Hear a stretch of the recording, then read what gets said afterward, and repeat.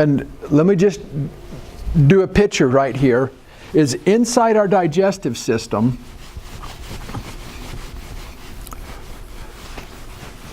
okay, is, we're just going to look at it like a big circle, all right? We're supposed to have some, what we might consider as pathogens as part of the population, and we're supposed to have beneficials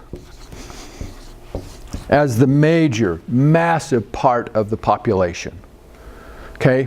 Now, the one consistent rule in nature in all of this is that your beneficial microorganisms, without exception, produce nutrition.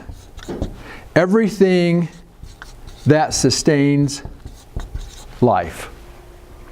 Your pathogens on this side produce nothing but toxins in different forms.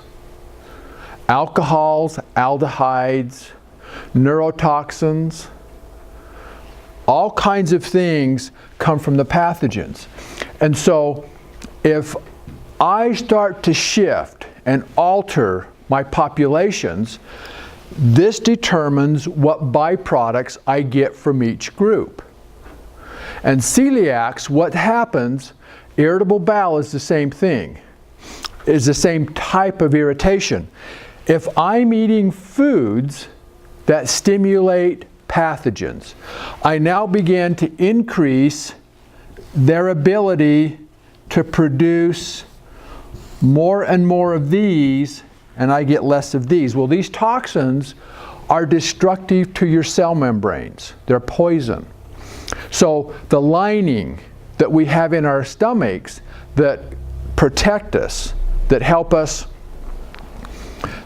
absorb and get nutrition, this becomes the front line of damage. And celiacs is a disease where these linings are very, very badly damaged. And how they're put together is we have these protective membranes that stop certain things from getting absorbed into the bloodstream because they're not supposed to be in there. Leaky gut, have you guys heard of that?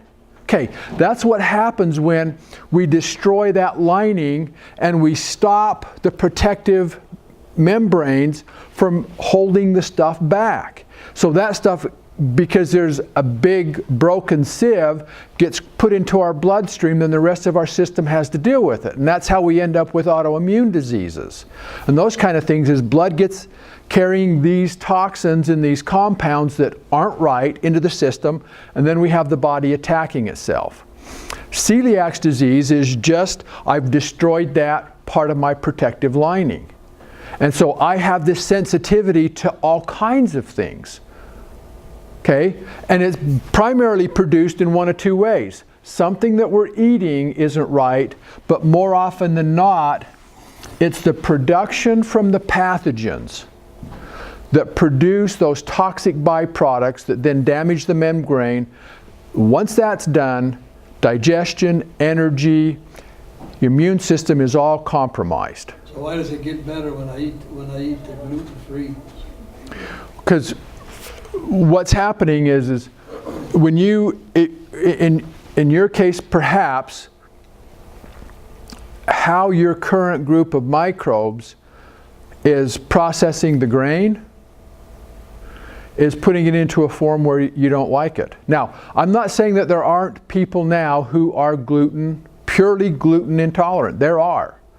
But what we're seeing oftentimes is that you have the wrong microbes processing your gluten products, or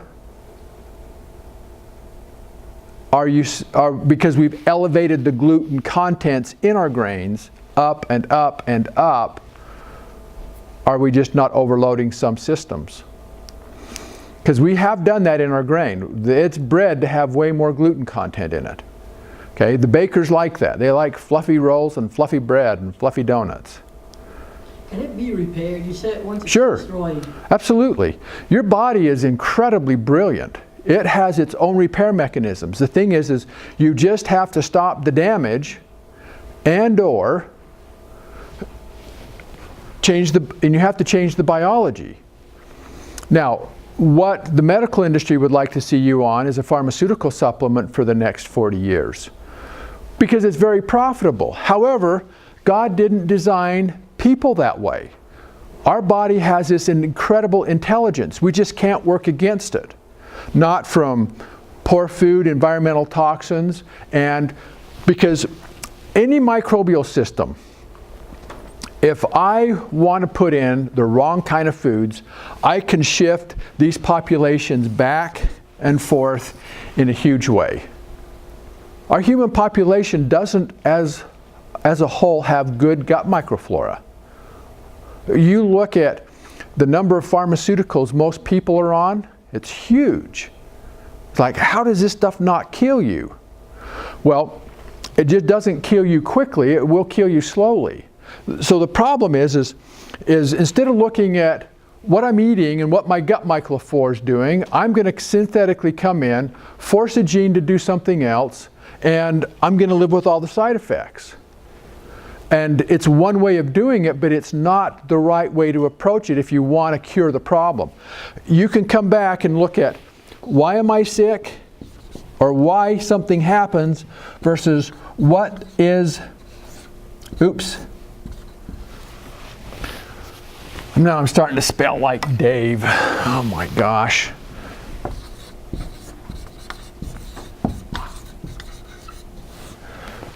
Am I going to deal with the symptom, or am I going to fix why it's happening? And so most of the industries that support agriculture or livestock or human health all deal with symptoms. If I've got a weed, let's kill it. If I've got rust on my wheat, let's spray a fungicide. If I've got something attacking my plants, let's spray a insecticide. If I have heartburn, let's take an antacid. Okay? If I have high blood pressure, let's take something for my high blood pressure. Let's take something to reduce my cholesterol. Okay? We have the most incredible intelligence into our system, but we can't cripple it and expect it to work. So this is when we talk about this stuff, this is how systems work and how we work with that system, because the last I checked, God is still the best architect in our corner of the universe. And He didn't design things to have perpetual problems. This is our handiwork, not His. So if we understand these processes of how things are put together, how things function, and what the job of certain things are doing, we manage differently. We look at it and say, okay, I understand the basis of this, and I'll work up from there. And what I will tell you is, everything that's alive has its origin in minerals and microbes. That governs everything. We think we're in charge here? Got news for you guys. For every single cell in your body, you have 10 microbes for every cell. So do the math. You guys have 100 trillion cells. You tell me how many microbes you have. What's 10 times a trillion? 100 trillion. That's a big number. Okay, in the chicken. Okay, in everybody's system, we have acid and alkaline operations. Okay, where we have different methods of tearing things apart. And so there are sections that get very acidic in creatures. Okay, I'm doing the big picture here, Ed. Okay, and then there are systems that get very alkaline. Your absorption system, whether you're a chicken, a cow, or a human, is alkaline. Your breakdown systems are acidic. Okay, because they got to tear the proteins apart. They got to get this stuff disseminated. And so the pH in these systems can range anywhere from 2 up to 7 or a little higher. Some of the microbes don't like 2 pH. It's a little bit low for them. And the pH alone can kill them. Others do very well. If it drops down there, they go through that. Others can encase themselves. They'll stay in a sporulated form. They'll go right through, come back out in a better environment. But there's certainly the microbes. There are groups that can't get past that, and there are some that can get past that. And so where the microbe is going to do its work, these microbes, is in the alkaline digestive system. Now when you get these cultures, they're at 3.5, 3.6 pH. But they do their work in the anaerobic environment at almost 7 or 7, a little bit above 7. So acid, these guys are acid-forming microbes.